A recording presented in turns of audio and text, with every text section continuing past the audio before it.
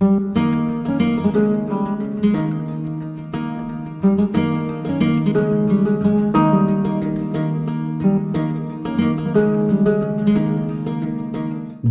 প্রাসাদ ঢাকার রানীগঞ্জের জিঞ্জিরায় অবস্থিত ইতিহাসের বেদনাবিধুর ঘটনা সাক্ষী এই প্রাসাদ। শায়েস্তা খান পরবর্তী অনেক ঐতিহাসিক ঘটনা সাক্ষী জিঞ্জিরা প্রাসাদ, কিন্তু অযত্ন সংরক্ষণের অভাবে আজ হারাতে বসেছে কালের সাক্ষীর এই প্রাসাদ। বর্তমানে প্রায় বিলুপ্তির পথে প্রাসাদটি, ধ্বংস হয়ে গেছে এর আদিরূপ। পৃথকভাবে সামান্য অংশ পরিত্যক্ত থেকে জানান দিচ্ছে তার অবস্থান। প্রাসাদ এলাকায় গড়ে উঠেছে বাড়িঘর ও দোকানপাট। এই প্রাসাদের একটিমাত্র অংশ তিনতলা সমান একটি স্থাপনা। কেউ কেউ এটিকে ফাঁসির মঞ্চ, আবার কেউ সিঁড়িঘর বলে থাকেন। স্থাপনার ভেতরে বাহিরে আবর্জনার ভাগাড়ে রূপান্তরিত হয়ে গেছে। দীর্ঘদিন অযত্ন অবহেলার কারণে গাছের শেকড় কঠিনভাবে জড়িয়ে ফেলেছে ভঙ্গুর দেওয়ালগুলোকে। দেয়ালের বিভিন্ন স্থান ও ছাদে জন্মেছে বড় বড় বটবৃক্ষ ও অন্যান্য গাছপালা।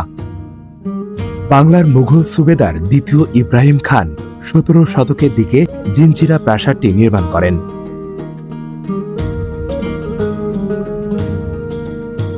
বুড়িগঙ্গা নদীর তীর ঘেঁষে তৈরি করা হয়েছিল প্রাসাদটি। প্রাসাদটির তখন চারপাশে ছিল নদী, এ কারণে এই প্রাসাদের নামকরণ করা হয়েছিল দ্বীপের প্রাসাদ। বাংলার ইতিহাসের অনেক বেদনাবিধুর ঘটনা সাক্ষী এই প্রাসাদ। নবাব সরফরাজ খানের পতনের পর তার মা, স্ত্রী, বোন, পুত্র, কন্যা এবং তার হারেমের কয়েকজন নারীকে এ প্রাসাদে অন্তরীণ করা হয়। ১৭৫৪ সালে হোসেন কুলি খানের হত্যাকাণ্ডের পর এই প্রাসাদে বসবাসরত তার পরিবারের সদস্যদেরকেও বন্দী জীবন যাপন করতে হয়।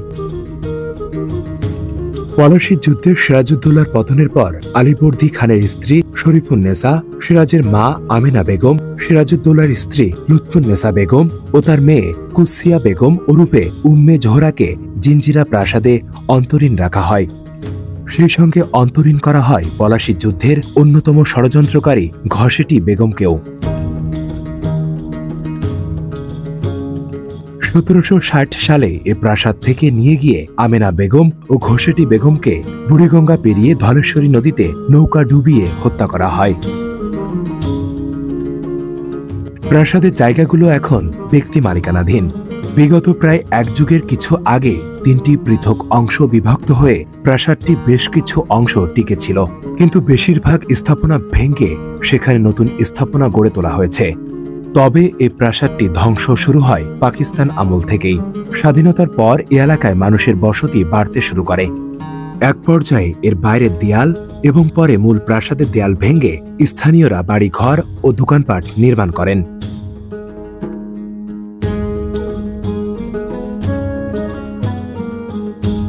ফেরদাউস সাগর, মানবকণ্ঠ, রানীগঞ্জ।